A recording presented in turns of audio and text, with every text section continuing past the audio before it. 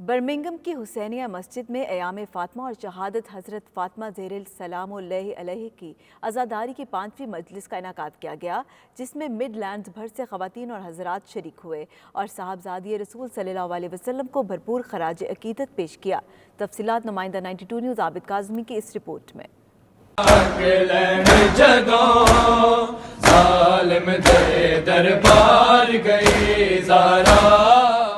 Birmingham کی حسینہ مسجد میں صاحبزادی رسول کریم صلی اللہ علیہ وآلہ وسلم اور خاتون جنت حضرت فاطمہ سلام اللہ علیہا کی شہادت کے موقع پر مجلس عزا برپا ہوئی۔ مجلس میں عقیدت مندوں اور عزاداروں کی بڑی تعداد شریک ہوئی اور شہزادی کونین کو پرسہ دیا۔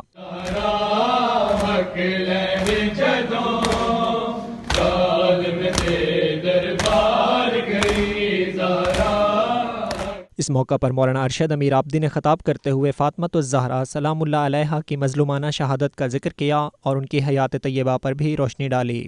اسی لیے اللہ نے ولایت کو اپنے قرآن میں ڈیفائن کیا، پوری توجہ رکھنا، اپنے قرآن میں ولایت کو ڈیفائن کیا اور یہ کہہ کر اللہ نے ڈیفائن کیا ہے فَإِنَّ اللَّهَ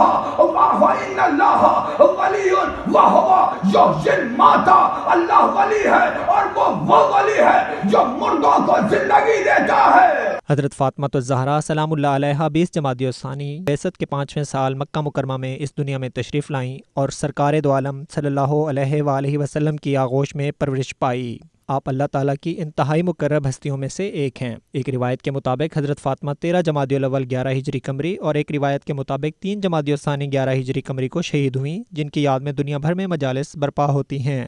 عابد کاظمی، 92 نیوز، برمنگھم۔